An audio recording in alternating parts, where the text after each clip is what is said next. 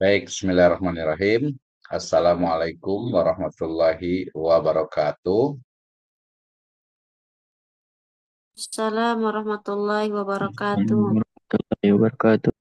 Waalaikumsalam warahmatullahi wabarakatuh. Alhamdulillahirabbil alamin. Wassalatu wassalamu ala asrafil anbiya'i wal mursalin, habibana wa nabiyana wa sayyidana wa maulana Muhammadin sallallahu alaihi wasallam wa ala alihi wa ashabihi wa man tabi'ahum bi ihsanin ila yaumiddin wa ba'd. Qala Allah Ta'ala fi kitabihil karim, a'udzu billahi minasyaitonir rajim. Bismillahirrahmanirrahim. Ya ayyuhalladzina amanu taqullaha haqqa tuqatih wa la tamutunna illa wa antum muslimun. Faqala Rasulullah sallallahu alaihi wasallam, man salaka tariqan yaltamisu fihi ilman sahhalallahu lahu bihi tariqan ilal jannah. Amma ba'd fa inna astaqal hadisi kitabullah wa khairal huda hudan nabiyyu sallallahu alaihi wasallam.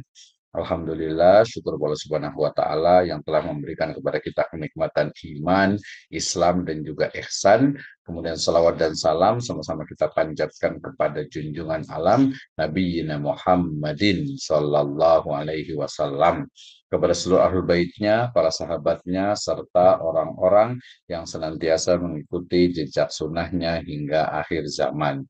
Saya ucapkan terima kasih kepada seluruh mahasiswa di program studi Hukum Keluarga Islam dan juga di program Ilmu Ekonomi Syariah ya, Sekolah Tinggi Agama Islam Sirajul Falah Bogor ya, khususnya di Hukum Keluarga Islam. Baik, kita lanjutkan di mata kuliah kita ya. Sekarang kita akan lanjut tentang terkait dengan metode ilmiah, alamiah dan ilahiyah ya. Seperti saya sudah sering sampaikan, bagaimana dalam kajian filsafat itu ya ada salah satu dari cakupannya yaitu epistemologi ya. Nah, dalam epistemologi sendiri di sana ada pembahasan tentang ya mulai dari sumber ilmu pengetahuan, kemudian juga ukuran dari kebenaran ilmu pengetahuan, termasuk juga cara atau metode dalam menemukan ya sebuah kebenaran atau ilmu ya yang disebut dengan metodologi ya. Metode dari meta, hodos, kemudian logos yang artinya adalah ya cara ya. Kalau metodologi berarti ilmu tentang cara mendapatkan ilmu pengetahuan, sementara meta dan hodos berarti adalah cara yang sistematis ya. Dan kita akan bahas bersama hari ini terkait dengan bagaimana sebenarnya metode ilmiah, alamiah dan ilahiyah. Saya awalnya dengan firman Allah Subhanahu wa taala ya, di mana Allah Subhanahu wa taala berfirman, a'udzubillahi minasyaitonirrajim, bismillahirrahmanirrahim, al-haqqu mir rabbika fala takunanna minal mumtarin. Ya, bahwasanya al-haq, kebenaran itu adalah datang dari Allah Subhanahu wa taala, maka janganlah kita termasuk orang-orang yang mumtarin ya. Kemudian juga terkait juga dengan kebenaran ya, Allah Subhanahu wa taala melalui lisan Rasul yang mulia dalam surat An-Najm juga disebutkan, a'udzubillahi minasyaitonirrajim, bismillahirrahmanirrahim, wan najmi idza hawa ma dhalla wa jalla ya, artinya wa ma yantiqu anil hawa in huwa illa wahyu yuha ya, bahwasanya Rasul SAW itu ya tidaklah mengucapkan kecuali dengan wahyu, dan wahyu tadi itu adalah kebenaran dari Allah Subhanahu wa taala. Dan dalam riwayat Nabi SAW juga pernah bersabda bahwasanya fa'alaikum bisunnati wa sunnati khulafa'ur rasyidin al-mahdiyyin addu alaikum bin nawajid. Ya, di situ terkait dengan bagaimana sebuah ukuran dari sebuah kebenaran. Nah, bagaimana dengan kebenaran yang sifatnya ilmiah, yang ini sering sekali kita dengar ya, bahwasanya sesuatu itu harus ilmiah gitu ya. Padahal dalam konteks metode penelitian kita memiliki selain ya kebenaran yang sifatnya ilmiah, ada juga kebenaran yang sifatnya itu alamiah. Dan you are a Muslim of course ya, dalam Islam itu ada kebenaran yang sifatnya itu adalah ilahiyah. Nah, kita awali dengan pembahasan terkait dengan pengertian dan juga karakter dari metode ilmiah. Jadi dikatakan sesuatu itu dikatakan metode ilmiah gitu ya ketika ya dia itu atau metode ilmiah itu sebagai suatu cara yang sistematis gitu ya, suatu cara yang sistematis yang digunakan ya. Saya matikan dulu. Baik ya, jadi yang disebut dengan metode ilmiah itu adalah suatu cara sistematis yang digunakan peneliti untuk memecahkan atau mencari jawaban atas masalah-masalah yang dihadapi dalam penelitian. Ya, ini unsur ataupun definisi yang paling mudah. Jadi cara yang sistematis. Jadi nanti ada sistematis, kemudian karena nanti sifatnya itu ilmiah, berarti dia adalah sifatnya itu logis, gitu ya. Logis, dan kalau di ilmiah itu belum tentu empiris gitu ya, walaupun nanti harusnya memang juga empiris gitu ya. Jadi kebenaran dari metode ilmiah itu adalah kebenaran yang sifatnya itu sistematis, artinya dia itu terstruktur ya, kemudian juga logis, artinya logik ya, masuk akal, kemudian juga empiris. Empiris itu berdasarkan kepada memang fakta yang ada. Nah, unsur-unsur yang ada dalam metode ilmiah ya, pertama itu dilihat dari sisi karakterisasinya. Ya, karakterisasinya bahwa mengidentifikasi subjek yang diteliti dengan pengamatan dan pengukuran. Tadi saya sebutkan bahwa kebenaran yang sifatnya itu alamiah, sebelumnya itu adalah yang ilmiah ya. Jadi kebenaran yang sifatnya ilmiah itu mesti sesuatu yang itu bisa diamati ya, kemudian juga bisa diukur. Ya, ingat kemarin salah satu dari karakter dari ilmiah itu adalah terukur, measurable ya. Jadi terukur dan ukurannya itu ya jelas gitu ya, jelas ya, karenanya nanti biasa menggunakan numbers atau angka ya, terutama nanti toolnya ilmunya adalah statistik ya. Kemudian yang kedua, unsur metode ilmiah ini adalah penjelasan teoritis yang merupakan dugaan atau hasil pengamatan dan pengukuran yang biasa disebut dengan apa? Hipotesis ya. Jadi hipotesis itu ringkasnya adalah jawaban sementara. Jadi kalau umpamanya di metode ilmiah ya, nanti kalau dalam prakteknya di akhir nanti belajar atau menulis skripsi gitu ya, maka di sana itu ada hipotesis. Apa itu hipotesis? Hipotesis itu adalah kebenaran ataupun dugaan sementara atau kebenaran sementara yang belum diuji kebenarannya. Itu adalah hipotesis gitu ya. Nah, jadi ini masih terkait dengan apa, metode yang sifatnya itu ilmiah. Jadi kalau ilmiah itu dia harus ada hipotesisnya. Nanti berbeda dengan yang sifatnya alamiah. Alamiah yang kualitatif dia tidak perlu adanya hipotesis. Nah, kemudian yang ketiga ada namanya prediksi. Artinya apa? Bahwa prediksi ya, artinya itu perkiraan. Ini biasanya kalau dalam metode ilmiah itu diambil dari deduksi logis dari hipotesis ya. Jadi ini masuk ke logika biasanya itu ya. Jadi deduksi artinya sesuatu yang kita mulai dari sebuah teori ya, apakah kemudian teori itu benar ya, apakah teori itu sesuai dengan apa yang ada di lapangan. Ya, nanti insya Allah akan paham. Jadi dalam ilmiah itu dia ilmiah ya atau kuantitatif yang biasa menggunakan statistik, dia itu membuktikan sebuah teori untuk mencari sebuah kebenaran. Sementara nanti yang alamiah itu adalah mencari dari sebuah istilahnya itu kebenaran ya. Jadi mencari atau mewujudkan atau merumuskan sebuah teori. Jadi kebalikannya ya. Jadi kalau ilmiah, kuantitatif, nanti paradigmanya adalah positivisme gitu ya. Jadi saya sebutnya positivisme, kemudian kuantitatif dengan alatnya statistik, dia selalu ada hipotesis ya. Nah, kemudian hipotesis ini dia harus sifatnya itu adalah deduktif.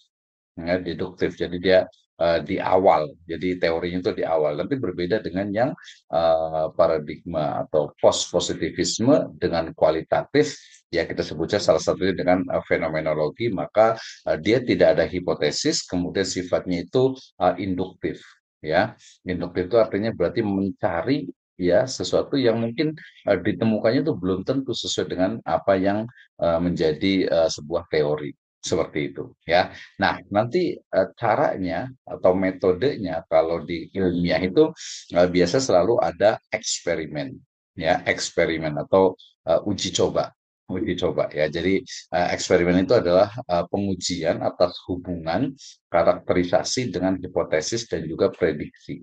Gitu kan ya. Jadi ingin membuktikan ini misalnya pengaruh gaya belajar itu adalah variabel X ya terhadap misalnya prestasi belajar itu adalah variabel Y. Berarti hipotesisnya adalah apa yang disebut dengan HO-nya itu adalah adanya korelasi antara gaya belajar dengan apa dengan prestasi belajar. Nah, itu adalah hipotesisnya. Ya, eksperimennya ya membuktikan apakah ada ya pengaruh dari gaya belajar ini dengan prestasi belajar, terutama untuk siswa. Ya, nah, ini bisa juga di sini mungkin kalau kalau di apa kuliah kita ini ya mungkin ada nggak pengaruh dari kedisiplinan gitu ya terhadap nanti hasil belajar mahasiswa di prodi HKI dan ekonomi syariah misalnya. Nah, itu bisa nggak bisa dilakukan penelitian yang sifatnya itu paradigmanya adalah paradigmanya adalah positivisme, kemudian dengan kuantitatif ya dengan statistik ya biasanya menggunakan eksperimen ataupun nanti juga survei untuk kebenaran yang sifatnya itu apa ilmiah. Kemudian evaluasi dan pengulangan artinya bahwa dalam kebenaran ilmiah itu penilaian atas ketepatan hipotesis dan prediksi itu ya didasarkan kepada hasil yang didapat ketika dilaksanakan eksperimen dan pengulangan pada tahap-tahap tertentu apabila mendapatkan hasil yang apabila tidak mendapatkan hasil yang sesuai karena memang membuktikan saya ingin tahu tentang misalnya pola asuh orang tua terhadap prestasi siswa misalnya, gitu kan ya. Nah, berarti kan saya harus membuktikan ini betul tidak nih ya bahwasanya pola asuh orang tua mungkin yang demokratis atau mungkin yang sifatnya mungkin partisipatori atau mungkin sifatnya itu agak sedikit apa disebutnya itu apa ya mungkin inilah keras lah gitu ya partisipatori atau mungkin juga dia tangan besi lah bahasa kursif dan sebagainya gitu ya. Nah, itu apakah ada pengaruhnya terhadap misalnya prestasi belajar? Oh, ternyata ada, tapi itu harus dibuktikan teorinya seperti apa tentang pola asuh ini. Oke, ya ini adalah tadi kebenaran ataupun juga metode ilmiah. Cara untuk mendapatkan kebenaran yang sifatnya itu apa? Ilmiah. Nah, jadi nanti jangan terjebak dengan kata-kata istilah ilmiah gitu ya. Kenapa? Karena kebenaran itu tidak mesti ilmiah tapi juga bisa alamiah bahkan ilahiyah. Bedanya apa? Kita lanjut diskusi ya. Kemudian, jadi karakteristik tadi dari metode ilmiah itu adalah kritis dan analitis ya. Artinya bahwa peneliti dengan rinci melakukan observasi, kemudian juga eksperimen untuk mendapatkan hasil yang relevan. Maksudnya apa? Jadi dalam penelitian yang sifatnya tadi apa yang disebut dengan positivisme dengan metode ilmiah, maka kebenarannya itu harus dilakukan secara observasi, kemudian eksperimen, dan jangan lupa nanti satu lagi yaitu survei. Ya, ingat. Jadi ilmiah berarti eksperimen dan survei. Dua itu saja ya. Eksperimen dengan sekolah observasi kan otomatis pasti dia melakukan observasi lah. Ya, metode ilmiah kuncinya itu adalah eksperimen dan survei. Ya, itu yang pertama. Yang kedua sifatnya itu dia logis bahwa langkah-langkah yang dilakukan peneliti itu dapat dijelaskan dengan logis ya bukan berdasarkan kepada firasat, bukan juga dikaitkan dengan apa hal-hal yang berada di luar logika. Berarti istilah lain dari ya karakteristiknya ini yang kedua itu adalah apa logis. Jadi yang logik, yang masuk akal. Jadi kalau yang nggak logik itu nggak bisa gitu ya. Misalnya mau mengukur apa keimanan gitu ya, nggak bisa gitu ya, nggak bisa mengukur misalnya kesolehan gitu ya, nggak bisa gitu ya. Mungkin hanya indikasi-indikasinya saja. Oke ya. Yang ketiga adalah objektif. Nah, nanti sebenarnya definisi objektif juga macam-macam, tapi kalau dalam metode ilmiah, objektif itu hasil penelitian yang didapat itu harus objektif. Dalam arti hasil tersebut hanya bisa dilakukan oleh peneliti dan bukan hasil rekayasa. Nah, ini menarik ini ya, dalam metode ilmiah, utamanya nanti ketika menggunakan statistik, mestinya memang betul-betul dia itu apa adanya, artinya objektif. Ya, ketika betul, oh ternyata, nah misalnya lingkungan sekolah itu akan memengaruhi motivasi belajar siswa misalnya, gitu kan ya. Nah, berarti kita akan buktikan itu. Nah, sayangnya nanti kan ada biasanya itu ada keterbatasan-keterbatasan sehingga tidak secara keseluruhan karena metodenya survei, ya otomatis dari populasi itu kita akan mengambil sampel atau kita melakukan sampling tidak secara keseluruhan karena jumlah populasinya itu terlalu banyak ya. Jadi objektif, mestinya objektif kita bicara tentang yang idealnya ya. Kemudian yang keempat adalah empiris. Tadi saya sebutkan bahwa empiris itu adalah ya sesuatu yang memang menjadi kejadian nyata, benar-benar terjadi, bukan karangan ataupun opini. Nah, di sini biasanya ada sedikit bias ya, ada sedikit bias gitu ya. Bias maksudnya apa? Ketika misalnya saya mengambil data dari guru misalnya, ya atau dari siswa misalnya, atau dari tenaga kependidikan misalnya. Nah, misalnya dari siswa lah ya, dari siswa. Nah, ketika siswa itu suruh menjawab, apalagi jawabannya nanti dengan misalnya kuesioner atau angket, nah ini bisa jadi ya yang dituliskan atau yang menjadi jawabannya itu sebenarnya bukan sebenarnya, sebenarnya itu bukan yang sebenarnya, artinya tidak muncul dari hati nurani anak gitu, atau mungkin dia hanya persepsi gitu. Misalnya saya mau menguji ya tentang bagaimana misalnya pengaruh dari penggunaan animasi misalnya ya dalam pembelajaran PAI. Oh, kok jadi saya contohnya jadi PAI semuanya ya? Oh, salah ini berarti ini. Karena kebiasaan ngajar di WAI ini ya. Oke, dari tadi pengaruh-pengaruh ya, nggak apa-apa lah ya. Itu saya contohnya pengaruh ya. Nah, oke, saya ganti ke HKI ya dengan apa ekonomi syariah. Oke, jadi tadi saya sebutkan bahwa oh ternyata bahwa kebenaran yang sebenarnya yaitu belum tentu bisa didapatkan secara empiris.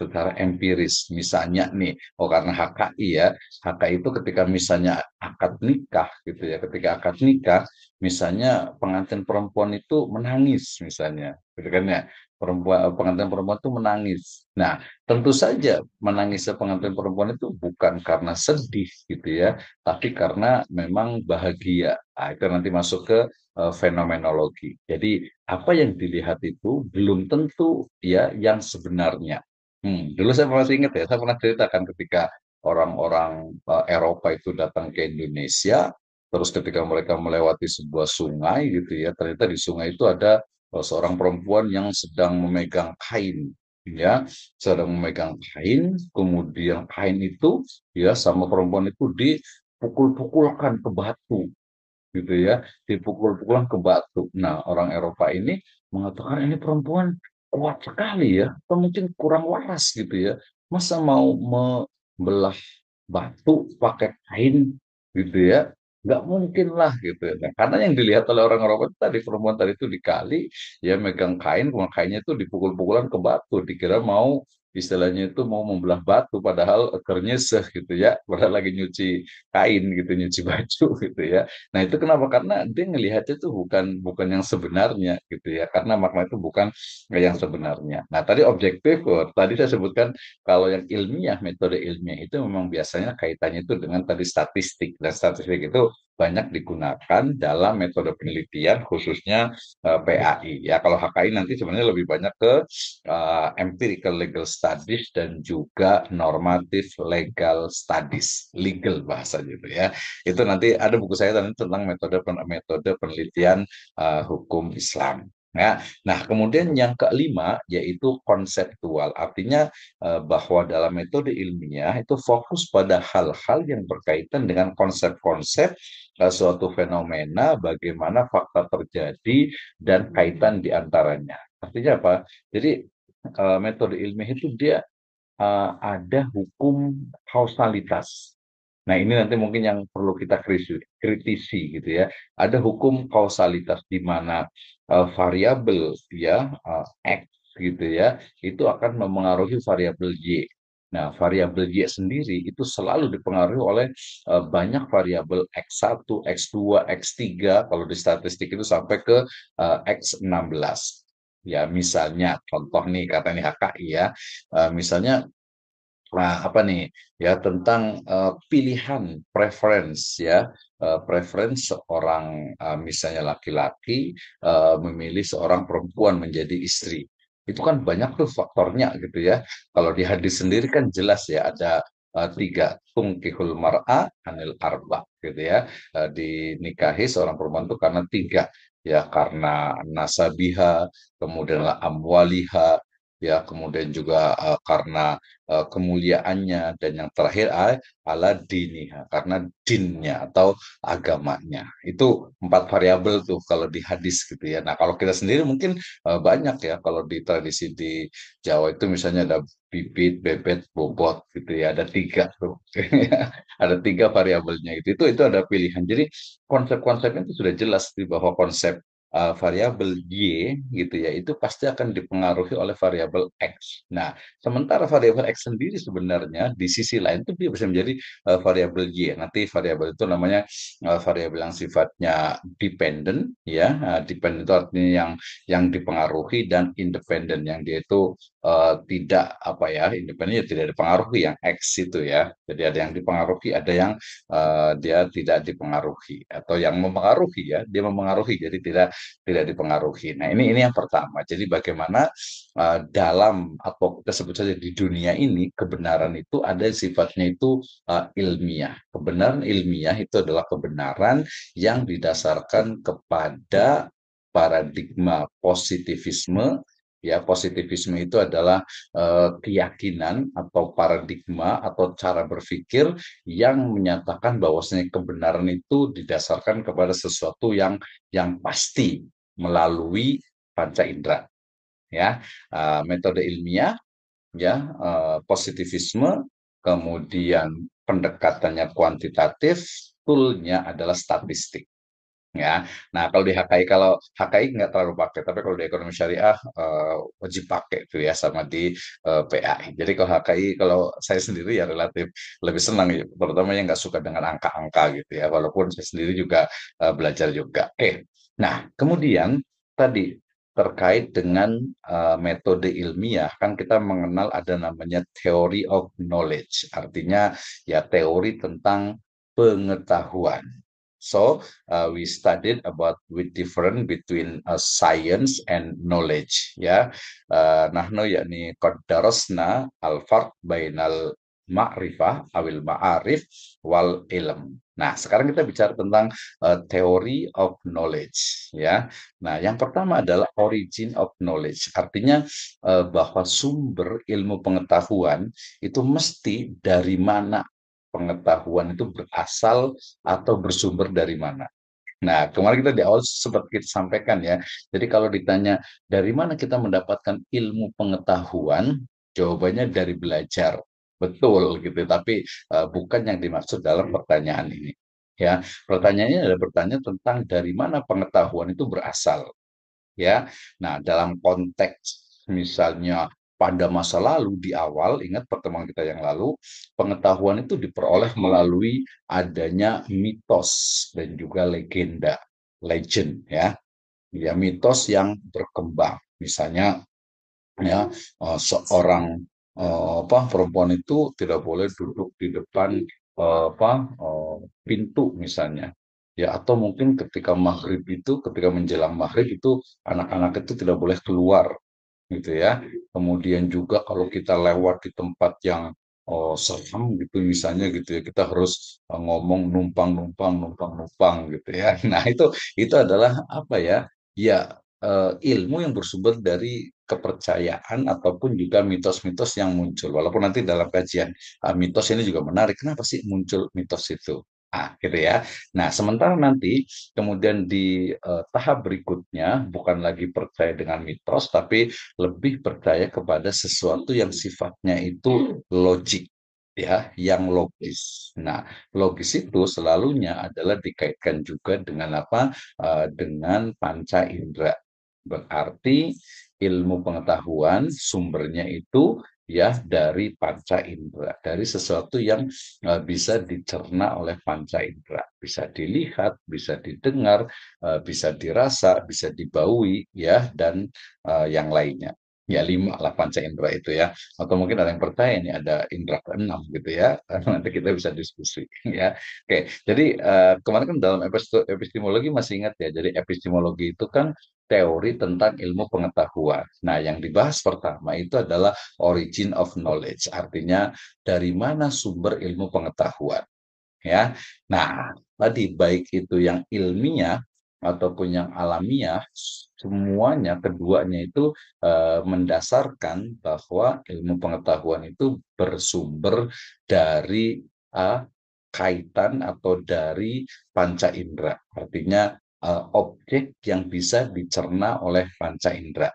Nah, nanti kalau yang tidak bisa dicerna oleh panca indera itu masuk ke dalam ilmu filsafat, gitu ya. Oke, yang kedua adalah structure of knowledge, struktur. Ya, jadi seperti apa sih sebenarnya struktur dari ilmu pengetahuan, gitu ya? Apakah misalnya tadi ilmu filsafat itu adalah the crown of science misalnya, ya kemudian bagaimana dengan ilmu alam, bagaimana dengan ilmu humaniora, gitu ya. Nah, jadi nanti ada struktur dari ilmu pengetahuan. Kaitannya bagaimana antara matematika misalnya dengan fisika, antara biologi misalnya ya dengan misalnya antropologi. Nah, itu harus jelas urutannya. Kenapa? Nanti kalau dalam khazanah Islam itu ada yang disebut dengan apa? Mabadi asyara. Ya, ada tiga ya 10 karakter sesuatu itu, sebuah disiplin itu dianggap sebagai ilmu pengetahuan. Ya, jadi struktur dari ilmu pengetahuan mestinya itu juga kita bisa pahami. Nah, kemudian yang kita bahas sebenarnya metode pengetahuan. Jadi bagaimana cara memperoleh ilmu pengetahuan. Tadi kan sumbernya, gitu ya. Yang kedua adalah caranya atau metodenya. Metode dalam menemukan ilmu pengetahuan, ya. Metode dalam mendapatkan sebuah kebenaran. Ya, tadi ada eksperimen, gitu ya. Ada lagi misalnya survei, ya. Nanti ada lagi dengan fenomenologi, ya, dengan mungkin melakukan uji etnografi, ya, kemudian juga mungkin konten analisis, ya, atau mungkin juga grounded theory. Itu nanti di metodologi penelitian. Kemudian yang menarik adalah terkait dengan validity of knowledge, artinya keabsahan dari pengetahuan. Ini istilah lain untuk cara mengukur sebuah kebenaran itu seperti apa sih sebenarnya. Nah, gitu ya. Misalnya, ya, kemarin kita di awal juga masih ingat ya tentang bagaimana apakah warna lautan samudra itu biru gitu ya. Oh, ternyata tidak gitu ya. Walaupun kita lihat itu biru, tetapi ketika kita dekati lautan itu, ya kita ambil airnya ternyata bukan biru. Maka kemudian muncul teori tentang oh itu adalah pantulan dari langit. Ya, pantulan dari langit. Oh, berarti langit warnanya biru dong. Iya, karena kalau kita lihat langit ketika cerah, warnanya itu biru, makanya ada biru langit gitu ya. Tapi ketika kita atas gitu ya dengan pesawat ataupun dengan alat apa saja ketika sampai di atas ternyata nggak ada, langit itu nggak berwarna, bahkan cenderung gelap gitu, berarti warna birunya itu kemana gitu kan ya. Nah, berarti itu kemudian berarti biru itu adalah warna yang muncul dari keterbatasan penglihatan atau indera penglihatan manusia, ya. Sama juga misalnya saya memegang satu benda ini ya, kelihatan ini ya. Nah, satu benda ini warnanya kuning gitu ya. Nah, apakah kuning ini adalah kuning yang sebenarnya gitu ya? Ternyata ketika saya letakkan di mikroskop dengan pembesaran level tertentu, maka warna kuning itu pudar gitu ya. Atau mungkin yang kelihatan di slide saya ini ada warna hijau muda dengan hijau tua. Kalau kita perbesar, maka warna hijaunya itu hilang. Sehingga kemudian kebenarannya adalah dari panca indera.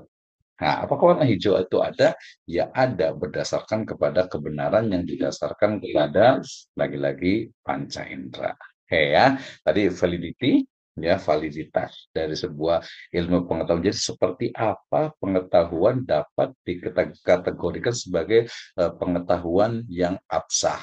ya. Nah, dari mana nih? Ya, apalagi nanti kalau kaitannya ya dengan agama gitu ya. Kita percaya nggak sih misalnya ya di kelas ekonomi kemarin kita bicara tentang apa nih korin misalnya gitu ya. Korin misalnya ketika ada orang yang meninggal dunia gitu ya. Mungkin nggak sih ya orang sudah meninggal dunia itu kemudian bisa kembali lagi misalnya gitu kan ya. Nah, itu kan ini benar nggak? Betul tidak? Kemudian kalau roh manusia ketika sudah meninggal itu kemana? Ya, kok inna lillahi wa inna ilaihi rojiun. Ya, kemudian juga kemarin kita kasih contohkan juga misalnya saya memiliki satu benda ya, misalnya saya memiliki satu benda ini nih. Nah, kelihatan ya, satu benda ini. Nah, ini adalah benda padat. Ini adalah materi, ya. Materi ini sebut saja pulpen ya, yang saya pegang ini pulpen, ya. Nah, mungkin nggak pulpen ini, ya, kemudian tutup pulpen ya, tutup pena ya. Mungkin nggak pulpen ini kemudian bisa masuk ke dalam perut seseorang tanpa melalui lubang, ya, tanpa melalui lubang yang ada, gitu ya. Nah, kalau jawabannya yang empiris, yang logis, itu tidak mungkin. Ya, sehingga nanti dalam Islam juga ada istilah salah satu dari apa aliran dalam Islam itu ada namanya Mu'tazilah ya, di mana Mu'tazilah itu berkeyakinan bahwasanya ya agama itu rasio gitu ya. Jadi tidak ada agama tanpa rasio. Jadi harus logis, harus rasional. Nah, ketika kemudian dihadapkan kepada ada satu benda yang padat ini kemudian bisa masuk ke dalam perut seseorang tanpa melalui lubang gitu ya. Nah, itu dianggap tidak logis. Ya bahkan misalnya yang kelihatan juga percaya nggak kita dengan misalnya ada orang yang kesurupan misalnya. Apakah kesurupan itu adalah ilmiah gitu kan ya? Apakah kesurupan itu ilmiah? Ya jawabannya kalau orang yang tadi metode ilmiah positivisme dengan fenomenologinya terus strukturalismenya post positivisme mereka mengatakan tidak gitu ya. Jadi kesurupan itu bukan jin yang masuk karena mereka tidak percaya jin gitu ya. Bukan jin yang masuk tapi itu adalah fenomena di mana psikologi manusia itu dia mengalami gangguan atau mungkin tidak balance lah ya. Seperti itu. Itu untuk mengukur sebuah kebenaran. Jadi dalam kehidupan kita ini banyak sekali ini benar atau tidak, ini absah atau tidak, apalagi nanti kalau dalam dunia digital sekarang ini ya banyak sekali ya mulai dari video, kemudian juga gambar gitu ya, termasuk juga suara yang dengan mudah dimanipulasi dengan generasi AI sekarang ini gitu ya. Jadi ini betul-betul perlu diperhatikan misalnya ngeliat ada video nih ada penampakan misalnya Nyi Roro Kidul misalnya kita langsung percaya aja gitu ya padahal itu adalah editan gambarnya aja ngeditnya kasar gitu ya kelihatan tuh editannya. Nah itu ya belum lagi nanti yang lainnya lah pokoknya banyak banget lah ya. Nah ini pentingnya kita belajar kuliah di epistemologi jadi validity of knowledge is more important in our life. Oke, next ya berikutnya adalah teori-teori kebenaran. Nah, tadi disebutkan, jadi kebenaran itu kayak gimana sih yang disebut dengan benar itu? Nanti boleh lihat dibaca di buku saya ada juga di metode penelitian hukum Islam ya. Jadi ada kebenaran yang sifatnya itu koherensi, ada sifatnya korespondensi, ada yang sifatnya pragmatis, ada juga yang sifatnya konsensus. Nah, nanti ada kebenaran yang didasarkan kepada wahyu tentu saja. Nah, kita kasih contoh ya, kebenaran yang sifatnya itu koherensi. Apa itu? Kebenaran yang sifatnya koherensi itu adalah kebenaran yang misalnya begini. Ya, jadi kebenaran atas keruntutan suatu pernyataan. Artinya antara pernyataan pertama dengan kedua dengan berikutnya itu dia memang nyambung. Ya, for example, the first example, semua segitiga mempunyai sudut yang berjumlah 180 derajat. Nah, penggaris itu bentuknya segitiga, gitu kan ya. Jadi semua segitiga itu sudutnya 180 derajat. Kemudian penggaris itu berbentuk segitiga, gitu kan ya. Nah, maka atau jadi jumlah sudut penggaris itu pasti 180 derajat, gitu kan ya. Ya itu kebenaran yang memang betul ada gitu. Nah, tapi kok ini biasanya sesuatu yang sifatnya itu objek, sifatnya itu apa selain manusia. Karena kalau manusia itu beda-beda. Ya, manusia itu beda-beda dipengaruhi. Oh, ini namanya siapa nih? Ibrahim. Wah, ini kayaknya orang Arab nih. Oh, bukan orang Arab, orang Ibrani. Oh, yang enggak lah ini orang Indonesia gitu, walaupun namanya Ibrahim gitu ya. Kan beda-beda nih. Oh, ini ada namanya yang unik nih. Ada Irgi Bahrezi Lesmana. Kalau Lesmananya sih agak-agak Sunda gitu ya. Tapi Irgi Bahrezi orang mana nih? Gitu ya. Itu belum tentu nih. Walaupun kadang juga berpengaruh kalau manusia itu agak beda. Tapi ini yang lebih real lah. Contoh kedua, bahwa semua manusia itu membutuhkan air, ya kan? Semua manusia membutuhkan air, semua makhluk hidup membutuhkan air, semua manusia membutuhkan air. Nah, Rudi adalah manusia, ya kan jelas tuh. Jadi semua manusia membutuhkan air. Rudi adalah manusia, pasti dong. Rudi itu membutuhkan air kan dia manusia, gitu kan ya. Nah, itu adalah kebenaran yang sifatnya runtut dan ya objektif gitu. Dan memang seperti itu gitu ya. Nah, misalnya semua yang hadir di sini adalah mahasiswa. Ya, kemudian ada Muhammad Liman hadir di sini, maka Muhammad Liman adalah mahasiswa. Seperti itu. Jadi emang benar gitu, memang betul gitu. Nggak bisa ditolak kebenarannya itu gitu ya. Itu yang sifatnya teori koherensi. Yang kedua adalah teori korespondensi, di mana kebenaran itu adalah kesesuaian antara pernyataan dan juga kenyataan. Korespondensi artinya ada hubungan gitu ya, ada hubungan, ada korespondensi. Nah, kenapa? Karena sesuatu pernyataan itu dikatakan benar apabila ada bukti empiris yang mendukungnya. Misalnya Ka'bah itu di kota Mekah gitu ya. Ya mungkin kalau yang belum pernah ke sana nggak yakin boleh aja gitu ya. Tapi kemudian ketika sudah ke Mekah, kemudian di sana itu ada Ka'bah. Oh betul, ternyata Ka'bah itu memang di Mekah gitu kan ya. Tapi kemudian kalau kita bilang, ada apa Atlantis nih gitu ya di wilayah Sundaland Indonesia misalnya gitu ya. Benar atau tidak? Ya belum tentu gitu ya, belum tentu dilihat dulu, dilihat dulu benar atau tidak nih karena bukti empirisnya kan belum tentu mendukung seperti kemarin ya ketika bicara tentang Gunung Padang itu ya ada mengatakan 10.000, 20.000 gitu ya.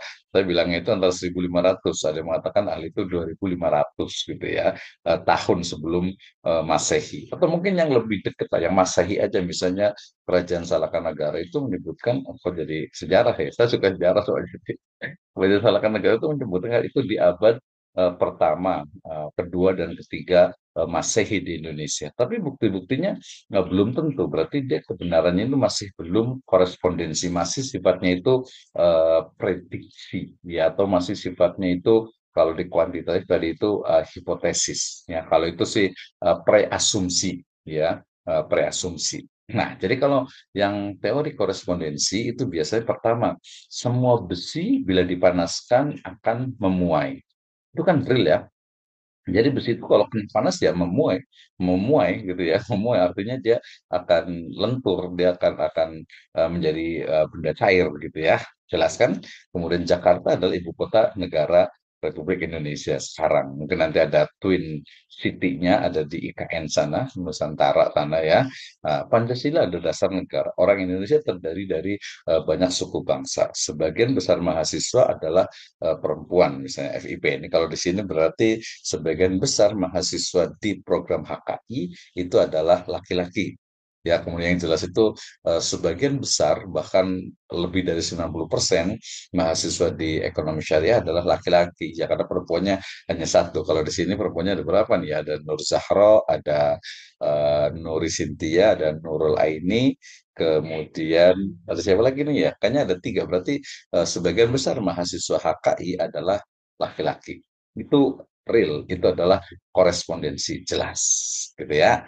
Nah, kemudian ada juga nih kebenaran yang sifatnya itu pragmatis, artinya kebenaran yang mendatangkan manfaat atau kegunaan pada orang banyak, ya. Dia tidak cukup korespondensi atau koherensi. Ya, jadi menurut itu pengetahuan itu ya sesuatu yang ada manfaatnya. Kalau nggak ada manfaatnya ngapain gitu ya? Tidak menunjukkan sebuah kebenaran. Gitu. Nah, misalnya sesuatu itu benar apabila bermanfaat bagi manusia. Ya, ini terutama nanti terkait dengan hal-hal sifatnya memang dimanfaatkan oleh manusia. Nah, suatu ide brilian itu dapat dilaksanakan secara operasional. Banyak ya ide-ide yang mungkin belum sampai ke level untuk dipraktekkan. Ya, misalnya sampai sekarang ini, ya misalnya mobil terbang itu ya masih masih terus uji coba gitu ya. Mobil terbang itu masih terus uji coba, belum belum famous atau belum belum apa ya belum inilah belum dipasarkan secara luas walaupun kata sebagian itu. Kemudian juga misalnya robot dengan artificial intelligence juga belum ini juga artinya belum diproduksi secara massal. Artinya masih taraf uji coba gitu ya. Sehingga kemudian misalnya begini tadi antara koherensi kemudian juga korespondensi. Pernyataan bahwa semua besi bila dipanaskan akan memuai itu mempunyai kebenaran yang pragmatis bagi tukang pandai besi ya atau pabrik untuk mengolah besi sehingga menjadi alat-alat yang bermanfaat bagi manusia kan teori itu bermanfaat bagi tukang besi gitu kan ya. Nah, ya kemudian ada juga peristiwa kebakaran, maka pernyataan tentang apa sebab kebakaran ya itu tidak bermanfaat atau maka tidak benar. Ya, hal yang benar adalah tindakan cepat untuk memadamkan api seperti mencari ember dan air, menelepon pemadam kebakaran dan lain sebagainya. Ya kan ketika terjadi kebakaran, kemudian ada orang yang mengatakan, kebakaran ini terjadi karena konslet. Ya, dia kan cuma teori itu nggak ada manfaatnya lah ngomongin kayak gitu. Kenapa? Karena orang lagi kebakaran yang penting itu adalah cari ember, cari selang, cari air atau menyelamatkan orang yang menjadi korban. Nah, itu adalah teori dari pragmatisme. Jadi sesuatu yang ya di sini belajar ada manfaatnya nggak? Ya ada lah. Kenapa? Karena kita kuliah, nanti kita akan dapat pengalaman, kita bisa sharing, mungkin ada yang belum tahu, nanti kita bisa diskusikan. Oke, kemudian ada teori konsensus. Nah, ini agak dekat-dekat juga ke keyakinan budaya dan juga agama. Kenapa? Karena suatu pernyataan, konsensus itu adalah suatu pernyataan yang dikatakan benar itu apabila dihasilkan dari suatu konsensus bersama atau kesepakatan bersama. Wah, kita kayak sepakat nih korupsi itu, koruptor itu dihukum mati gitu misalnya ya. Oh, itu berarti benar gitu ya, konsensus. Nah, tapi apakah dari sisi lain benar? Belum tentu juga gitu. Kenapa? Karena mungkin ada, oh ini korupsinya cuman 100.000 gitu ya, atau cuma 100 juta ya, cuma 1 juta misalnya gitu. Itu pun nggak sengaja ya nggak mesti dibunuh lah gitu ya. Kalau yang dibunuh itu mungkin kalau sudah istilahnya itu apa ya, ya 100 juta ke atas lah atau apalah itu nanti lihat di hukumnya gitu ya. Itu ya. Jadi bisa walaupun kita sepakat koruptor itu harus dibunuh gitu ya, di apa hukuman dengan dibunuh gitu ya. Tapi mungkin tidak semuanya. Bahkan ini dalam Islam bisa saja ya daripada nanti dibunuh kemudian tapi tidak dikembalikan lebih baik dimaafkan. Tapi dimaafkan ya dengan syarat nanti semua harta yang dikorupsi dengan apa mungkin hasil-hasil itu harus dikembalikan, dipilotkan. Nah, agak sedikit kontroversi, tapi nggak apa-apa, saya pernah bicara itu ya. Oke, nah misalnya begini, jadi kebenaran yang sifatnya itu konsensus itu dia terkait dengan keterpahaman. Jadi hal yang dapat atau hal yang dibicarakan itu dapat dipahami. Ya, jadi tadi kita koruptor udah tahu kan, koruptor itu berarti orang yang korupsi gitu ya, dia hukum mati iya. Atau mungkin juga pelaku-pelaku misalnya apa perundungan seperti kemarin yang apa yang di Bandung gitu ya, itu ya kalau korbannya lebih dari 10 misalnya atau lebih dari 5, kemana yang di mana lebih dari 10 ya, ya itu harus dihukum mati gitu ya. Itu karena jelas gitu ya, karena dia bisa dipahami orang juga tahu gitu ya. Walaupun nanti ada beberapa perspektif yang mengatakan, enggak lah, kasihan lah, mendingan di ini kan aja dibebaskan atau dihukum seumur hidup aja gitu ya. Atau kalau di wilayah-wilayah Turki itu biasa dihukum 250 tahun.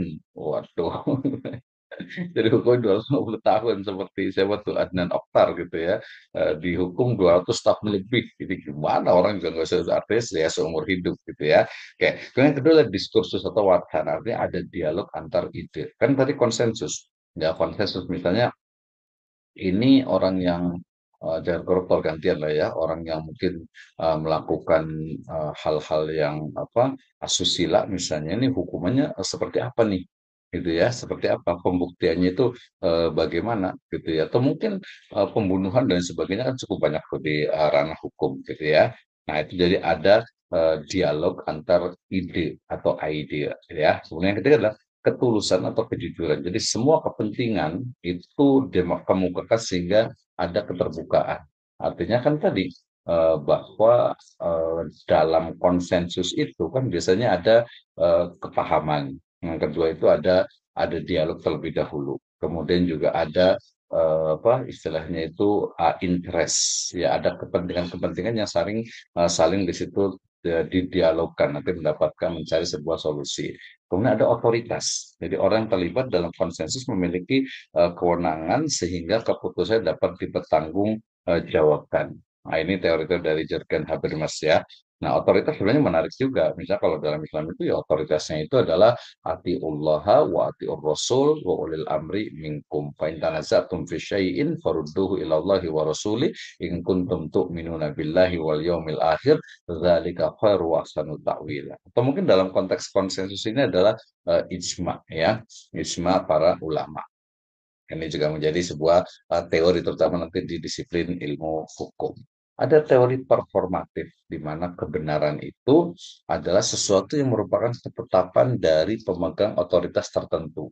Nah, ini dalam konteks berbangsa, bernegara ini ya sekarang tuh menjadi sebuah standar ya, standar artinya ya udah yang udah menjadi SK, yang udah menjadi keputusan, yang udah menjadi undang-undang. Ya walaupun nanti kan di awalnya sebenarnya ada proses dan juga ketika sudah diberlakukan bisa saja mungkin ada uji petik tentang pasal-pasalnya atau mungkin juga bisa ketika ingin membatalkan ya dengan bukti-bukti yang jelas gitu ya. Artinya apa? Kebenaran performatif itu adalah kebenaran yang bersumber dari orang yang memiliki otoritas. Ya, otoritas itu ya kalau dalam Islam berarti nabi, ya rasul, ya kemudian ulama-ulama. Ya. Kalau di Indonesia berarti fatwa DSN MUI. Kalau di istilahnya itu ekonomi syariah. Kalau di HKI berarti ya hakim di pengadilan agama. Dia punya otoritas gitu ya. Apakah seorang pasangan suami istri bisa diceraikan atau bisa dipertahankan, maka hakim itu adalah otoritatif. Keputusan hakim ya tidak bisa diganggu gugat gitu ya, kecuali mungkin ingin banding dan seterusnya gitu ya sampai ke gerasi nanti. Ini anak-anak HKI harus terbiasa istilah-istilah itu. Nah, jadi kebenaran artinya tanpa pembuktian empiris dan penelitian yang sistematis, maka nilai kebenaran dari suatu hal menjadi tidak pasti. Ya, sehingga atau selain itu, masyarakat yang terbiasa menilai suatu kebenaran berdasarkan pada teori ini akan lebih banyak bergantung kepada pemegang otoritas dalam pengambilan keputusan sehingga tidak terbiasa untuk selalu menggunakan akalnya secara rasional dan berpikir kritis. Ini di masa-masa kerajaan, di masa-masa kesultanan, di masa-masa ya pimpinan-pimpinan yang otoritatif ya itu mereka sangat kelihatan sekali. Makanya dalam misalnya di keyakinan-keyakinan lama itu ya raja itu seperti dewa gitu ya. Di Yunani sendiri kan kemudian kita cerita seperti itu ya. Misalnya siapa tuh ya Poseidon ya kotanya, kemudian juga Zeus itu kan sebenarnya raja biasa sebenarnya gitu ya. Tapi kemudian karena ada kebenaran otoritatif, Zeus itu ya raja gitu ya, bukan raja, dewa gitu ya. Jadi ya Lord gitu ya, penguasa atau tuan gitu. Di Indonesia juga sama ya, bahwa Pandawa Lima, kemudian tokoh-tokoh itu menjadi semacam dewa gitu ya, menjadi dewa Krishna dan sebagainya. Nah di tradisi Cina juga sama, orang-orang yang soleh yang baik itu menjadi ya dewa lah gitu ya. Kemudian di Jahiliyah sendiri juga orang-orang yang soleh ya, Lata, Uzza itu kan sebenarnya orang soleh, tapi kemudian dia naik levelnya menjadi berhala ya.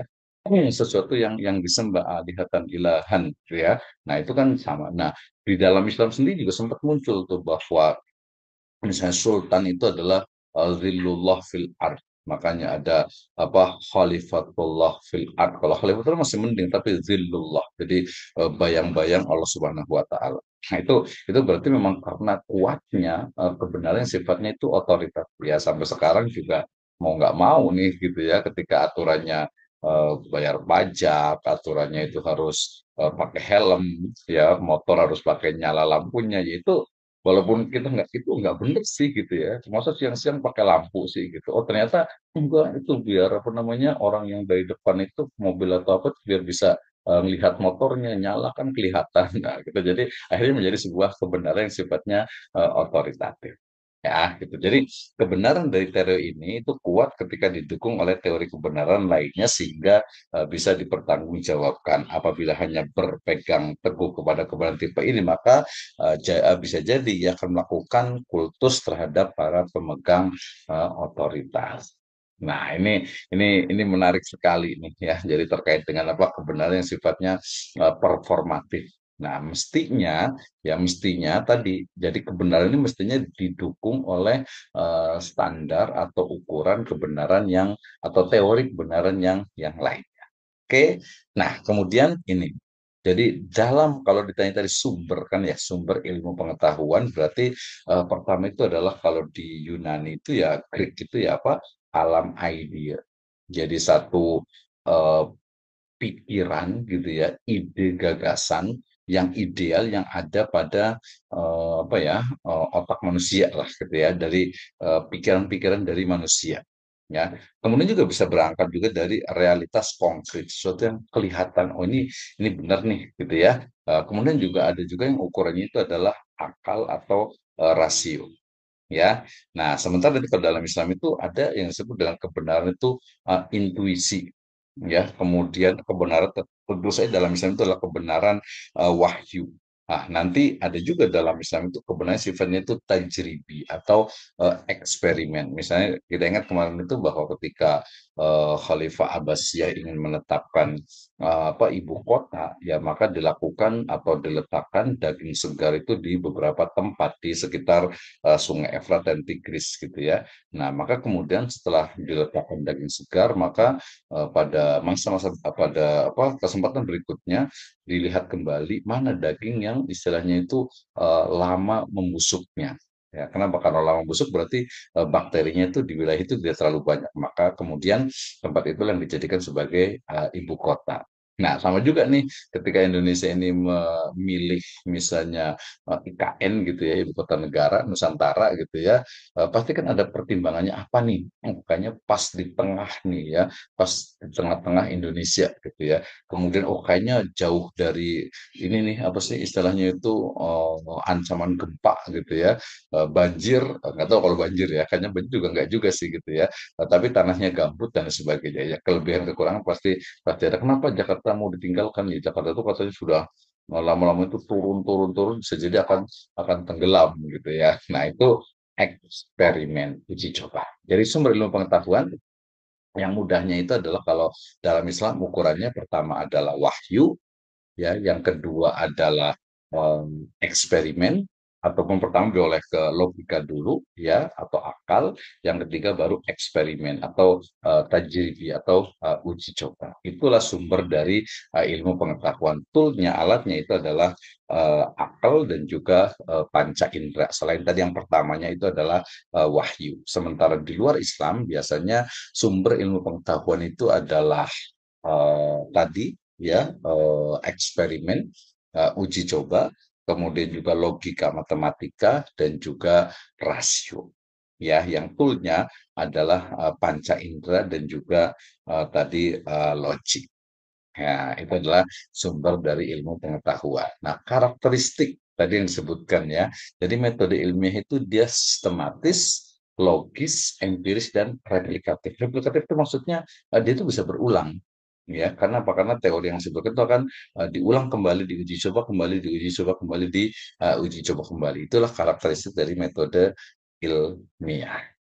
Nah, kemudian, wih banyak banget ini ya. Tadi ada sistematik, ada logis, ada empiris, ada replikatif.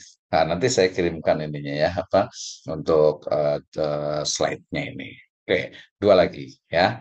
Nah, jadi kalau dalam prakteknya tadi kan kita bicara tentang teori-teori kebenaran atau metode dalam mendapatkan ilmu ya, epistemologi dan juga metodologi ilmu pengetahuan. Nanti dalam tataran praktisnya seperti ini ya. Jadi nanti kalau buat jurnal nanti dibiasakan nih ke depan itu trennya itu mahasiswa itu membuat tulisan, membuat artikel jurnal, chapter, bahkan ada beberapa sekarang itu yang bukan lagi menulis skripsi ya, tapi udahlah bikin jurnal saja. Jurnal itu hanya 10 sampai 15 halaman itu sudah cukup ya. Nah, jadi dalam menulis jurnal, membuat skripsi, tesis sampai disertasi pun, jadi masalahnya itu apa?